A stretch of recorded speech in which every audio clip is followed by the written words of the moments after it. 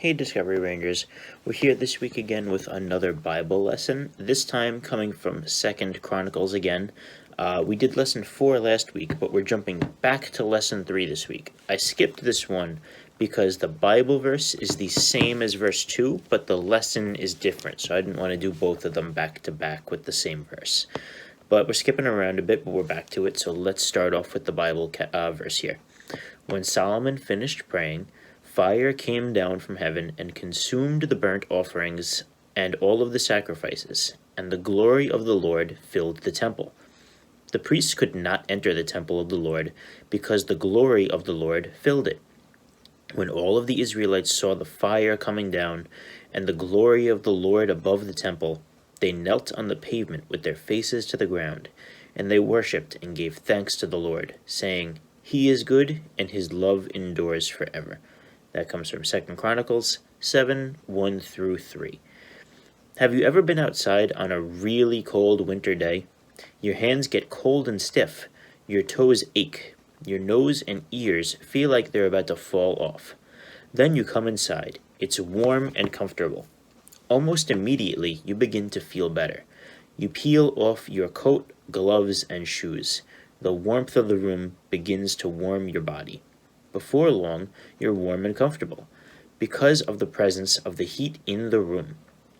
During the Old Testament times, the temple played a key role in how people experience God. The temple was similar to a church today, but the temple was more formal.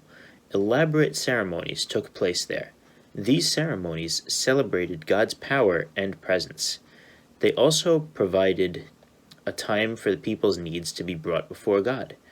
King Solomon built a large temple. The temple was in Jerusalem. It was where the people of Israel could meet with God. Once the temple was finished, Solomon prayed a special prayer.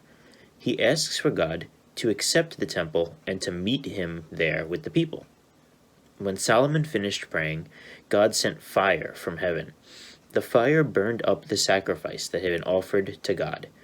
God's presence filled the temple to such a degree that the priests could not even enter it. God's presence, referred to in our scripture reading as the glory of the Lord, was a presence that could be felt. In some ways, it may have been like the presence of heat on a cold winter day. It was powerful. It was amazing. The people who saw it knelt with their faces to the ground and worshipped God. Today, God lives in the heart and mind of every Christian. Although his presence in us may not involve fire from heaven or another visible form of glory, it should still be seen and felt by others. God puts his spirit in us. We can show this in many ways, such as showing kindness, caring for others when they are in need, and being sensitive to their feelings. Being joyful regardless of the circumstances around us, and loving people even when they aren't loving to us. These are just some of the many ways that you can share the warmth of God's presence with the people around you. Okay, we are going to read off the questions, and as always, we're going to answer them on our Zoom class on Friday. So I hope everyone watches this in advance and everyone is ready with some answers for these questions. Again, if you have to watch the video a second time right before the class starts, feel free, that way you're nice and prepared. Question number 1. Where was the glory of the Lord when the Israelites saw it? Question number 2. Where did the fire come from? And question number 3. How should God's presence in your life influence your behavior? Again, how should God's presence in your life influence your behavior? All right. That's it for the questions. I hope everyone comes prepared on Friday. And until then, signing off.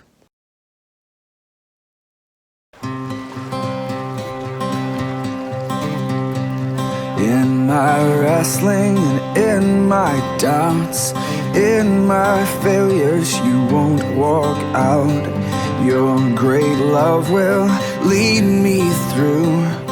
You are the peace in my troubled sea. Whoa, you are the peace in my troubled sea. the silence, you won't let go. In the questions, your truth will hold. Your great love will lead me through. You are the peace in my troubled sea. Whoa, you are the peace in my troubled sea. My lighthouse, shining in the darkness, I will follow you. Oh, my lighthouse, I will trust the promise. You will carry me safe to shore, safe to shore, safe to shore, safe to shore.